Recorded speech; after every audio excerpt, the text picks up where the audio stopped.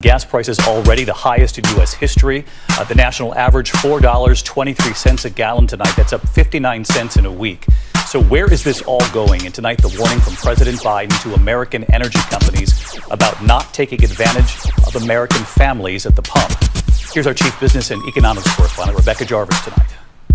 Tonight, the pain at the pump being felt by Americans across the country. How does it feel to have 4 gallons after $20? Doesn't feel good. That used to be a half a tank. The average price of gas now a record $4.23 a gallon. When you add it all up, Americans are spending $250 million more every day on gas than we were a month ago. In California, drivers seeing prices that start with 6s and even 7s. $60 to fill up my tank. Used to be 40. Some gas stations barely keeping up with the hikes.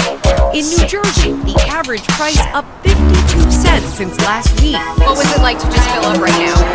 It was crazy. It's absolutely astronomical. It's painful at the pump. It really is. Especially when you drive a big truck and it's 20 gallons or it's $100 every week. It's $500 a month. Today, the president, aware of critics who say the U.S. should produce more oil and gas domestically, urging energy giants to start drilling for the permits they already have. And he warned them not to take advantage of the moment. Russia's aggression is costing us all, and it's no time for profiteering or price gouging. I want to be clear about what we'll not tolerate. Still, experts predict even higher prices ahead. The national average has definitely got the potential to go up another 25, maybe even 50 cents a gallon if things continue to escalate. And David, the latest Quinnipiac poll showing 71% of Americans support banning Russian oil, even if it means higher prices here at the pump. It's something I heard from drivers today who acknowledged they are already stretched thin and hoping for some relief soon. David? Rebecca Jarvis on gas prices tonight. Thank you, Rebecca. Good evening. Going to the grocery store this year may cost you more money. And it's not just staple items like eggs, meat, and dairy that are increasing. Some of your snack items are going up too. A trip to the grocery store is routine. Most shoppers know exactly which items they need to restock. So I got just like your basics like laundry detergent, toilet paper, Gatorade, chicken, apples, things like that. But this time around, Sarah noticed the chicken prices, I feel like I've noticed a couple like dollars more that have like been increasing. She's not alone either. Bob snagged some meat on Monday too. Meat prices, all kinds of prices are going high.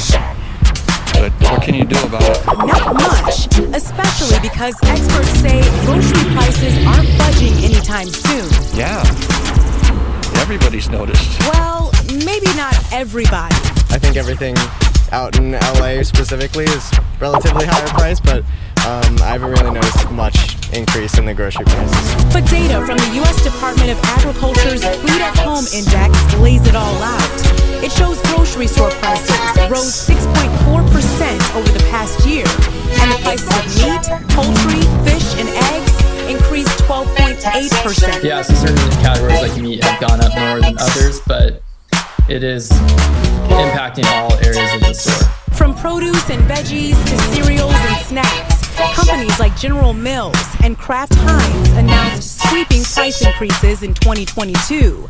Nate Rose from the California Grocers Association says COVID-19 is inadvertently impacting prices too. Because we've seen continually throughout the pandemic that depending on what's happening on the COVID front, that impacts the supply chain, impacts workforce. And with the new year brings a new law in California that could impact pork particularly. Proposition 12 is in effect, requiring farmers to provide cage-free conditions and more space for animals. Some pork producers are lagging behind, and if they don't comply, they can't sell their products in California.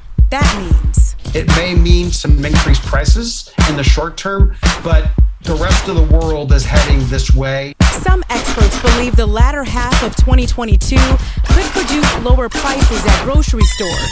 But for now, the higher prices are sticking around. Coco McAvoy, Fox 11 News. To the extent the Republican Party has any economic platform at all, it's trickle-down economics. Now, unfortunately for the GOP, it's based on 3 giant myths. It's time to debunk them once and for all.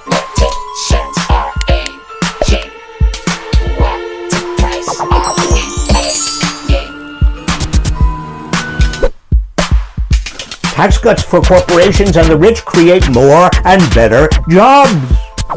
Wrong. Corporations used Trump's giant tax cut to buy back shares of their own stock and boost share prices. From 2017 to 2018, stock buybacks increased by a staggering 50%. Lowe's spent $10 billion on stock buybacks in 2018 and then fired thousands of workers with no notice or severance. Walmart and AT&T also laid off thousands of workers. And contrary to the claim that the tax cut would boost wages, around a $4,000 pay raise. A recent analysis found that in the year after the Trump tax cut, wages increased by about the same as they did before it, and then slowed. Tax cuts for rich individuals don't trickle down either. The rich simply get richer. 2 years before Ronald Reagan's first tax cut, the richest 1% of Americans owned less than 23% of the nation's wealth. A decade later, after 2 rounds of tax cuts for the rich, they owned over 28%. By 2019, after more tax cuts for the rich by George W. Bush and Donald Trump, people at the top owned almost 35% of America's wealth.